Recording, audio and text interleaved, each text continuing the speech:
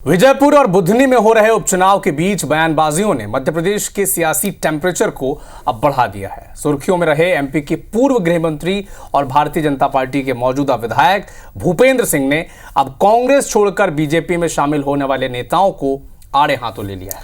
अब अविनाश, अगर अपने ही मंत्री अपने ही नेता घेरेंगे तो इसके बाद जाहिर सी बात है कांग्रेस को भी मौका मिल गया है। अब इसके बाद कांग्रेस मौका कर रही है। देखते हैं ये रिपोर्ट।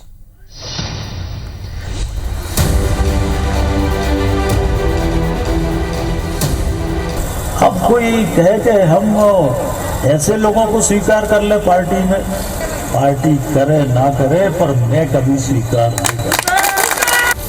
एक तरफ श्योपुर में पूरी पार्टी रामनिवास रावत को जिताने के लिए एड़ी चोटी का जोर लगा रही है, तो दूसरी तरफ पूर्व गृह मंत्री भूपेंद्र सिंह ने कांग्रेस से आए नेताओं के लिए दो टूक बयान दिया है। उनके निशाने पर पहले प्रशासन और अब अपनी ही पार्टी के वो नेता हैं जिन्होंने कांग्रेस छोड़कर बीजेपी का दामन थाम लिया।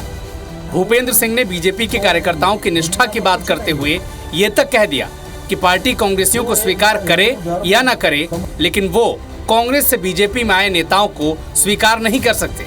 क्या कहा, सुने आप। अब कोई कहे कि हम ऐसे लोगों को स्वीकार कर ले पार्टी में, पार्टी करे ना करे पर मैं कभी स्वीकार नहीं करता। इतना आतंक, अन्याय और अत्याचार था खुरई के अंदर कि भारतीय जनता पार्टी का कोई कार्यकर्ता पार्षद का फॉर्म नहीं भर सकता, सरपंच का फॉर्म नहीं भर सकता, विधायक का फॉर्म भरने के लिए लोग डरते थे। कार्यकर्ताओं को पोलिंग बूथ के अंदर घुस के कांग्रेस के लोगों ने पुलिस की उपस्थिति में मारा। लोगों के सिर फट गए, पुलिस खड़ी देखती रही।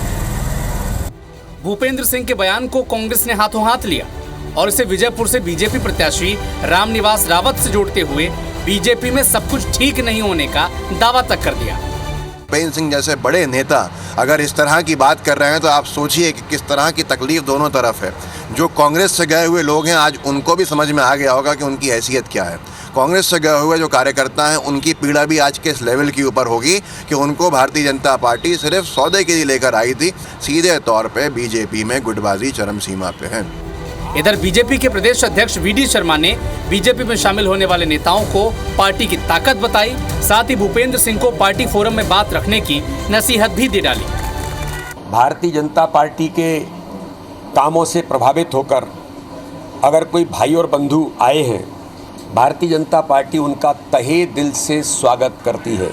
हम एक परिवार हैं और परिवार के नाते से काम करते हैं, इसलिए व्यक्तिगत परेशानियां किसी की कुछ होंगी तो पार्टी फोरम पर उनकी चर्चा होती है। बीजेपी के अंदर खाने में समय समय पर कांग्रेस से आए हुए नेताओं के खिलाफ कभी दबे तो कभी मुखर स्वर में आवाजें उठती रहती हैं। लेकिन उपचुनाव की वोटिंग के ठीक पहले पूर्व गृह मंत्री रहे भूपेंद्र सिंह के बयान ने जहां बीजेपी को टेंशन दे दिया है, तो वहीं कांग्रेस इसे अपने फायदे के लिए भुनाने की कोशिश कर रही है।